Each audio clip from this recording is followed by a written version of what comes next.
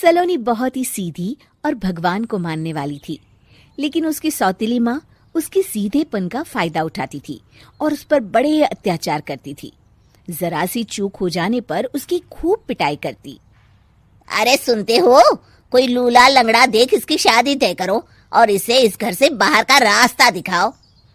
सलोनी के पिता जानते थे कि मीना एक चांडाल औरत है, इसलिए वो एक अच्छा घर देख सलोनी की शादी कर देते हैं। लेकिन वहां भी सलोनी से जलने वालों की कमी नहीं थी। सलोनी की ननद निकिता उसे बिल्कुल पसंद नहीं करती थी। सलोनी, बात तो सुनो जरा। जी कहिए। आज शाम को मेरे बॉस खाने पर आ रहे हैं। ध्यान रहे उनकी खातिरदारी में किसी प्रकार की कोई कमी नहीं होनी चाहिए। जी आपने कह दिया, बिल्कुल वैसा ही होगा। शाम को सलोनी जैसे ही गैस पर खाना चढ़ाकर वहां से जाती है अभी इसके खाने का स्वाद बढ़ाती हूँ। निकिता गैस की आंच तेज कर देती है। थोड़ी देर में देखते ही देखते सारा खाना जल जाता है और पूरे रसोई घर में चारों तरफ धुआं फैल जाता है। अब आएगा मजा। माँ जल्दी आओ, यहाँ देखो सलोनी ने किचन में आग लगा दी। अरे तेरा सत्यानाश हो, कल मुही तूने ये क्या कर दिया? सलोनी की सास उसे बहुत डांट फटकार लगाती है। तभी मोहन अपने बॉस के साथ घर में प्रवेश करता है। अरे भाई मोहन, ये क्या तुम्हारे घर का क्या हाल हो रखा है? लगता है खाना जल गया है। चलो खाने का प्रोग्राम कैंसिल करो, मैं अपने घर जाके खा लूंगा। सर दरअसल सर मुझे माफ कर दीजिए। अरे कोई बात नहीं, घरों में ये छोटी मोटी बातें होती रहती है। मैं समझ सकता हूँ, फिक्र मत करो, मैं नाराज नहीं हूँ और इस बात का तुम्हारे प्रमोशन पर भी कोई असर नहीं पड़ेगा। चलो अब चलता हूँ मैं। बॉस के जाते ही मोहन सलोनी पर भड़क उठता है और उसे खूब खरी खोटी सुनाता है। भगवान, मेरी माँ तो कहती थी कि अच्छे लोगों के साथ हमेशा अच्छा होता है, फिर मेरे साथ ही बुरा क्यों होता है? आखिर मेरी गलती क्या है? तभी आकाशवाणी होती है। बेटी, अब तुम्हें कोई दुख नहीं दे पाएगा। तुम्हारा बुरा सोचने वाले के मन की सारी बातें तुम पहले ही जान जाओगी। अगले दिन सलोनी निकिता को चाय देने उसके कमरे में जाती है। तब निकिता के मन में कुछ बातें चल रही थी।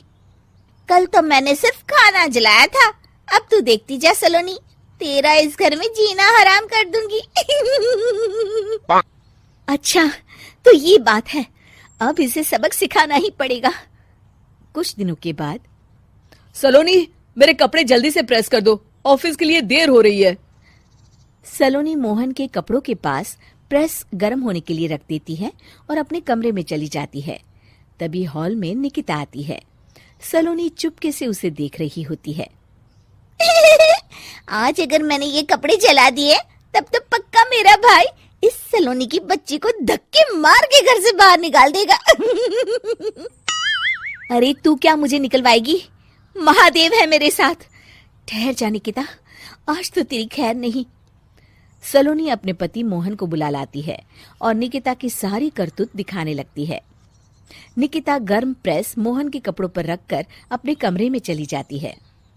मेरी बहन इतनी बड़ी चालबाज निकलेगी, मैंने तो सोचा ही नहीं था। मुझे माफ कर दो सलोनी, मैं तुम्हें गलत समझ रहा था। मोहन निकिता को बुलाकर उसे खूब डांट फटकार लगाता है। उस दिन के बाद से सलोनी की जिंदगी पूरी तरह बदल जाती है। सलोनी हर किसी के मन की बात सुन लेती थी। दूसरी तरफ निकिता का कोई भी दांव सलोनी पर नहीं चलता था और आखिरकार वो भी सलोनी के आगे घुटने टेक देती है। फिर एक दिन सलोनी की सास की सहेली ममता अपनी बहू कविता के साथ वहां आती है। कविता मन ही मन कहती है, अरे ये बुढ़िया पागल है जो मुझे यहाँ लेके आ गई। कहाँ मैं अपनी किटी पार्टी छोड़ के इसके साथ यहाँ मरने आ गई। पता नहीं कब तक इसे झेलना पड़ेगा। अरे ये जल्दी मरे और इसकी सारी जायदाद मेरे नाम हो जाए। सलोनी कविता की सारी बातें सुन लेती है। अरे कविता, तुम अपनी सास की जायदाद के लिए उन्हें झेल रही हो और उनके मरने का इंतजार कर रही हो। ये तो गलत बात है। सलोनी की बात सुनकर कविता बिना देर किए कहती है, अरे ये तुमने कैसे सुन लिया? ये सारी बातें तो मैं अपने मन से बोल रही थी। तुमने कैसे सुन लिया? बस फिर क्या था, ये सुनते ही कविता के बगल में बैठी उसकी सास उसकी चोटी पकड़ लेती है। क्यों रे कलमुही, तू मेरे बारे में ये सब सोचती है? मम्मी जी, मुझे माफ कर दीजिए। बड़ी आई मेरी जायदाद लेने वाली, मैं आज ही अपने वकील को बुलाकर सब कुछ छोटी बहू के नाम कर देती हूँ। चल घर चल, आज तेरी अच्छी खबर लेते हूँ। इस तरह सलोनी लोगों के मन की बातें सुन लेती थी, लेकिन धीरे धीरे सलोनी को एहसास होता है कि उसके आसपास के सारे लोग एक दिखावे की जिंदगी जीते हैं और सब एक दूसरे के बारे में बुरा ही सोचते हैं। हे भगवान, दुनिया में कैसे लोग हैं? सबके मन छल कपट से भरे हैं। मैं तो लोगों के मन की बातें सुन सुनकर तंग आ चुकी हूँ। मैं अपनी जिंदगी में अब बहुत खुश हूँ। अब आप मुझसे ये शक्ति वापस ले लीजिए भगवान। इस तरह भगवान सलोनी को दी हुई शक्ति वापस ले लेते हैं और सलोनी एक आम जिंदगी जीने लगती है।